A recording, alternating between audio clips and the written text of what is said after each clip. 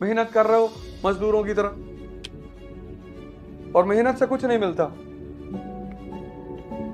बहुत लोग कहते हैं मेहनत से सब कुछ मिलता है, रिक्शे वालों को मिला ही नहीं, 20-20 साल से रिक्शा चला रहे हैं, मेहनत से कुछ मिलता ही नहीं। सबसे गलत कहावत है कि मेहनत करो मिलेगा। वो लड़की जो इस बार टॉप की है 12th, क्या नाम है, प्राची, 10th, उस लड़की को याद नहीं था कि उसके चेहरे पे मूंछ की रेखा है। उसने आज पीबीसी को इंटरव्यू दिया, सोचो वो अपने खेल में कितना डूब गई होगी। उसने कहा जब मुझे टॉल किया गया तब मुझे पता चला कि मेरे चेहरे पे मुस्टैचेस की रेखा है। इसको तपस्या बोलते हैं, इसको मेहनत नहीं बोलते। वो छोटी सी बच्ची, उसने कहा मुझे पता ही नहीं था,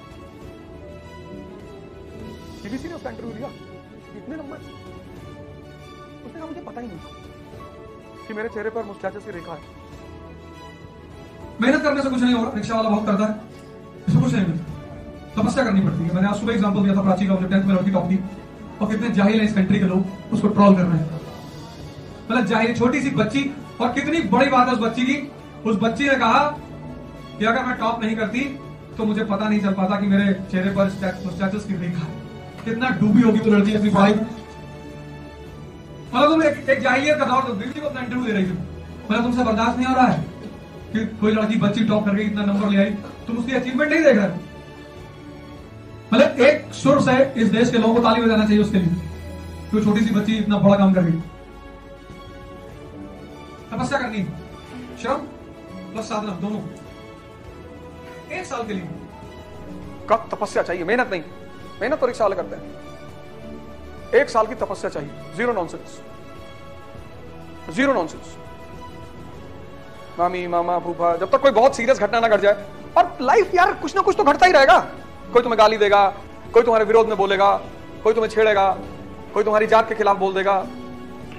डिस्टर्ब भी तो करना है। अब तुम अंबेडकर जी की फोटो लगाओ कमरे में, कोई आके कह दिया अरे डेविल,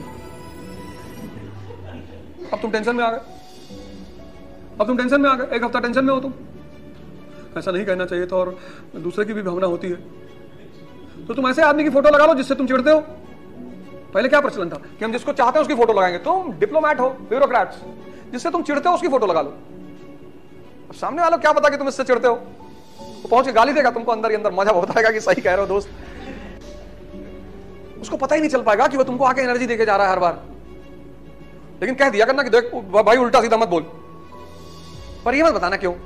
पर अंदर अंदर तुम कितना खुश होगे कि और करिए। इसी को तो आर्ट ऑफ लिविंग कहते हैं। तुम्हारा ऑप्शनल ज्योग्राफी है, तुम बाहर खड़े हो तो कहते हो सोशियोलॉजी, वो 15 पॉइंट सोशियोलॉजी के नेगेटिव बताएगा, तुम्हारे ऊपर कोई फर्क ही नहीं पड़ेगा, क्योंकि जो तुम अपना ऑप्शनल बताओगे राजेंद्र नगर उसके खिलाफ बोलेगा।